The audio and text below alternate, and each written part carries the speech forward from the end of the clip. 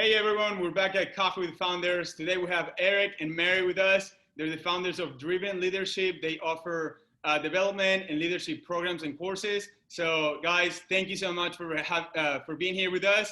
We are so excited. I mean, just so honored to be here, knowing the two of you.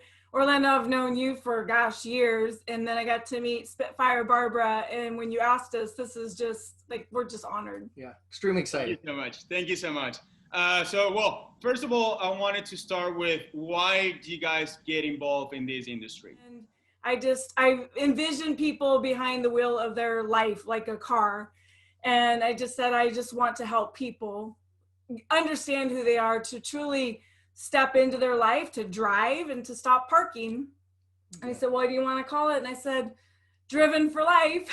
And he said, why are you driven for life? And I explained the whole scenario because I saw people literally taking charge of their life. And it started from there.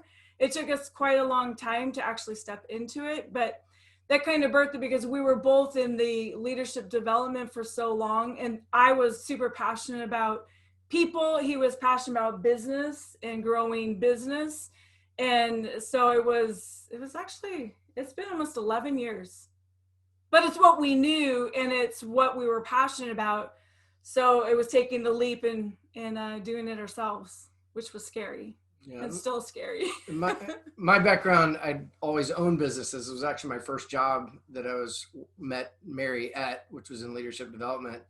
And so it was kind of the perfect blend. When we first started, we had a different name. We were Driven for Life, and it became Driven Leadership as we worked more and more with business. It was an interesting time because it was like, we didn't know what we wanted to do. We just know we were tired of really being stuck in the same situation that we were, which is kind of what the job had created. And so with opportunities to buy a company, me having the background in it, we kind of jumped with both feet in way back then. You guys talk to business owners, you guys talk to entrepreneurs all the time.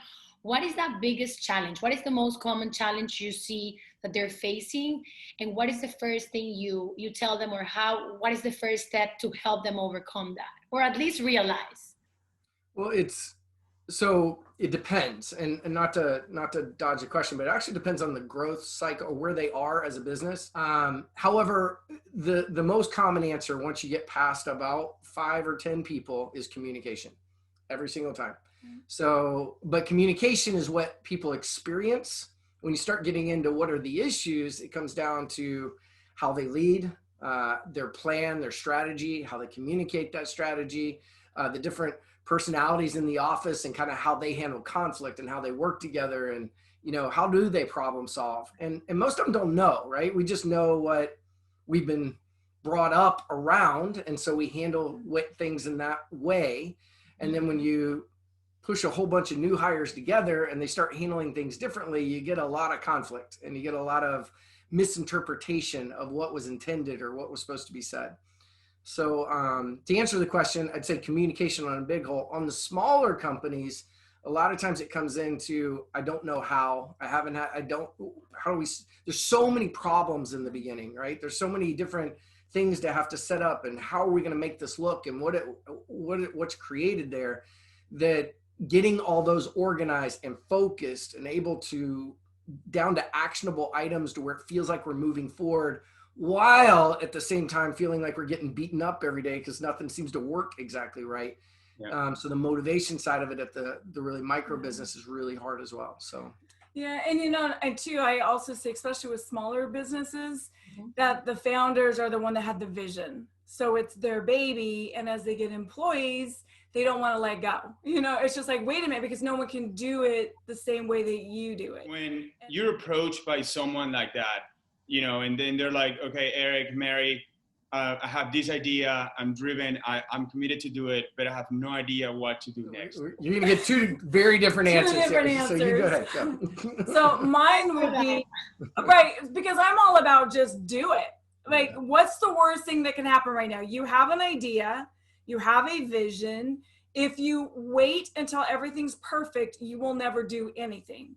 So I live in the fail forward. Let's just figure it out, take action, do it, see what works, what didn't work, but you have to do something. And that's what I would I will work them through fears. I work them through their self-talk. I work them through what's keeping you stuck and get them into what can you do right now. So, I mean, I agree with that. Okay. I agree. We got to take action. We got to do things. I just have a step before that. And that's where I thought we'd be different is I go into planning, right? So, where do we take action? So a lot of times the smaller business might have 100 ideas or different perspectives or way to look at it. So I love getting a whiteboard out, writing them all down. Where do we want to put our time and energy as a business this year? Where do we want to spend resources? We can't do them all. We can't. We don't have enough time. We don't have enough money. We don't have enough energy to be able to do all of them. And so we write them down and then we go, what's important in the business? We actually create kind of a little grid. So you have the idea and then you have 6 or 7 different categories that are important. Does it make us money? Does it produce leads? Do we enjoy it? You know, different categories like that. And we give it a score. And then as we go through and take all those ideas, we wind up with the ideas that score the highest. And those are usually the ones that we go after. And when you're talking about super small business, usually, at least my perception, this isn't always accurate with every business because some owners are so organized and they're brilliant at it. And that's great. Most aren't, you know, and most of it. So when somebody's really organized and they got all that nailed down, a lot of times the fear of opening the business takes over. And so they never take the leap in that direction. So this entrepreneur is this weird combination of willing to take risks and throw it out there and do all that, but be organized enough to put it all together.